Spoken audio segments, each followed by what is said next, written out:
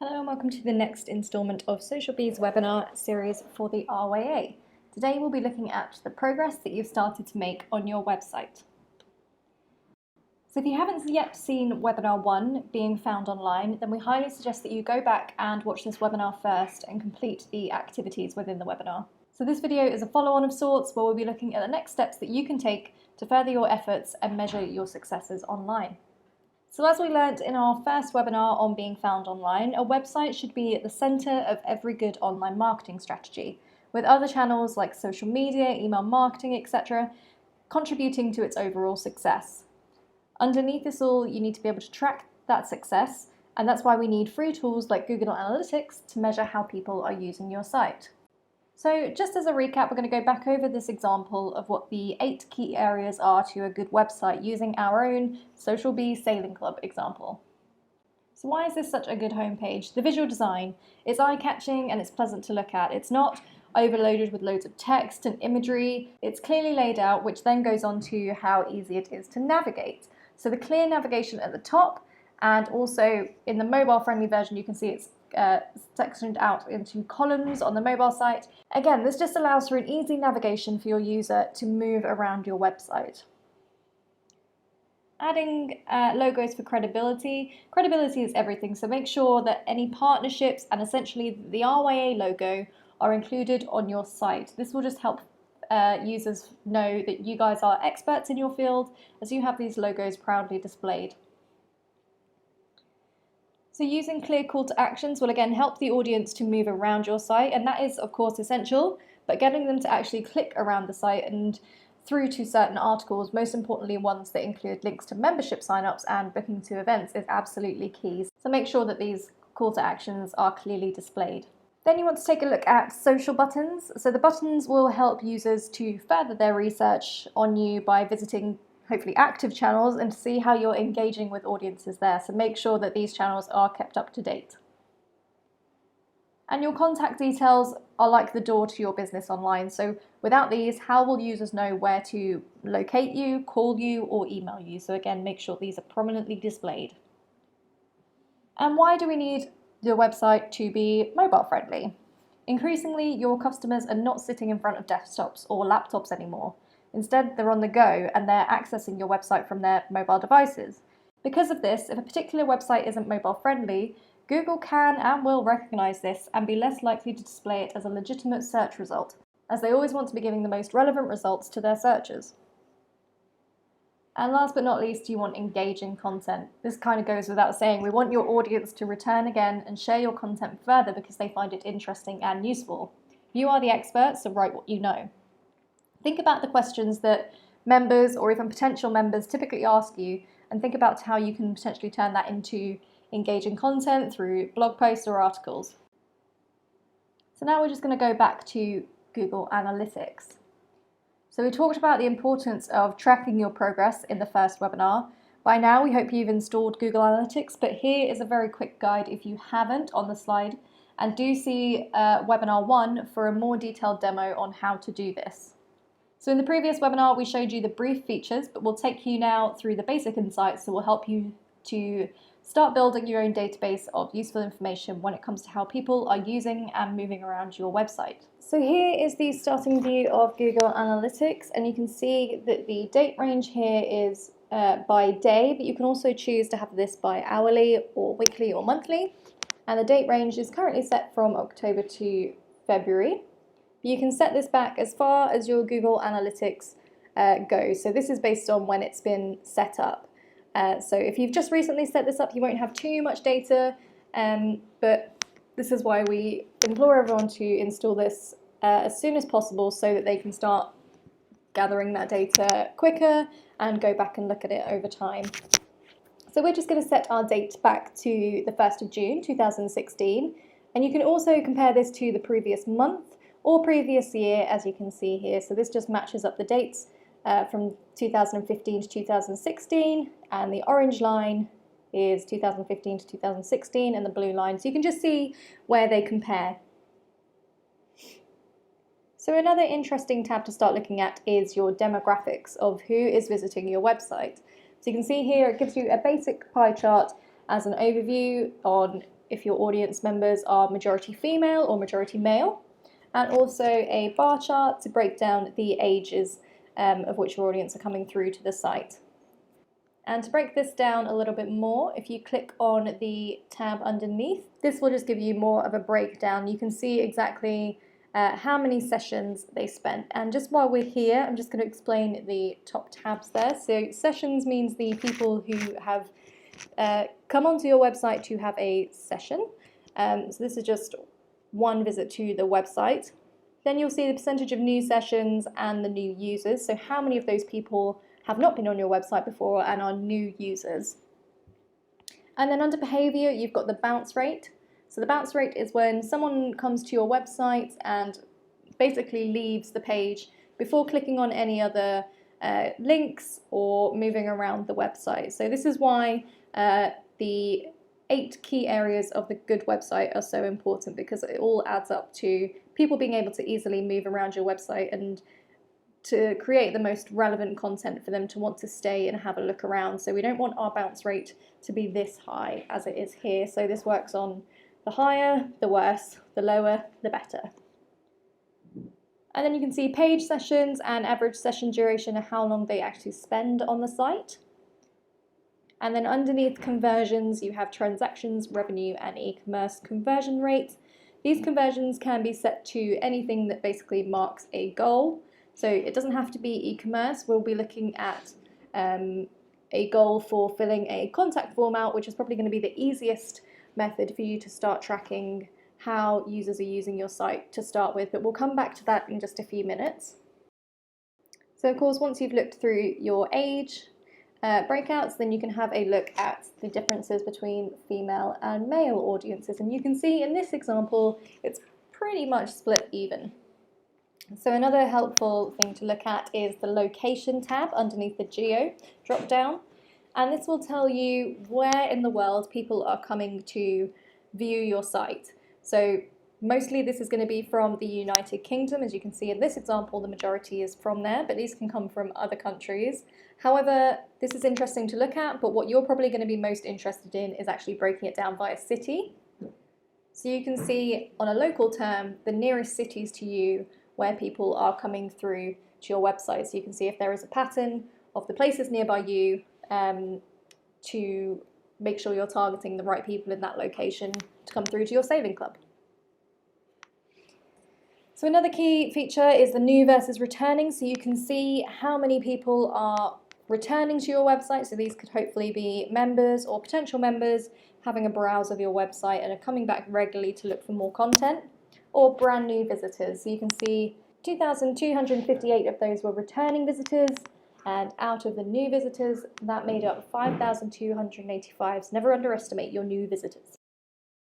And under the mobile drop-down, we can have a look at where they're coming from. So if they're using a desktop, a mobile, a tablet, and the amount of traffic that we're getting from those. So you can see the mobile and tablet aren't performing as well as the desktop in this example, but this is why Google like you to have a mobile-friendly site, because we can see this starting to increase, and the bounce rate there, 75%, that's quite high. So we want this mobile traffic to be a lot better. And if you go to the acquisition tab, and under the drop-down all traffic, this is where you break it down to channels. And this is under organic search traffic. So organic search is where people type in a query into Google or Bing or Yahoo, and this will generate the search results that we see every day when we use Google or a search network. And typically you click on the first one, or you find the site that you're actually looking for. And this is what contributes to our organic search. Direct traffic is when someone types in your website directly into the address bar above. So if we're using RYA as an example, they just type in straight away www.rya.org and get taken directly to the website. And email traffic is pretty self-explanatory. It comes from any email or newsletters you send out that have link backs to the website, which we positively encourage to make sure that your email performance is being tracked. And referral traffic basically stands as when your link, and referral traffic is basically when your link is displayed on another page. So for an example, we'll use Breitling Sea Sailing Club.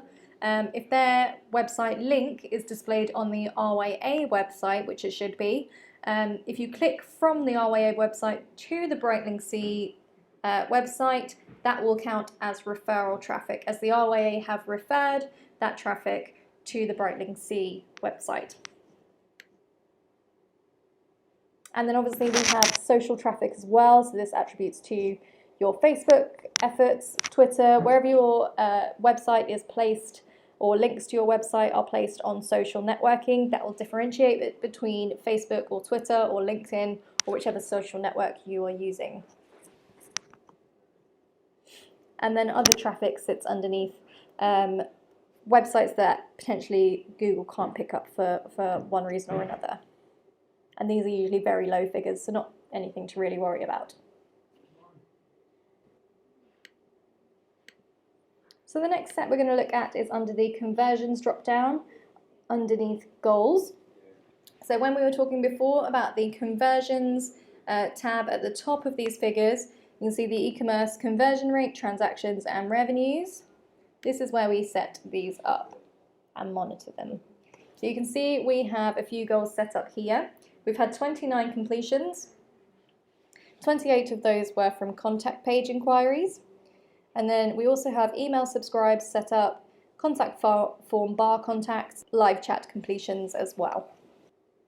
And you can see the URLs here are the ones we have got tracked. So this will typically be the thank you URL that you see there will typically be when someone has filled in and submitted a contact form. You usually get a thank you page that triggers after they've hit submit. That's the thing we want to track to make sure that we are hitting those people that have gone through and submitted their data.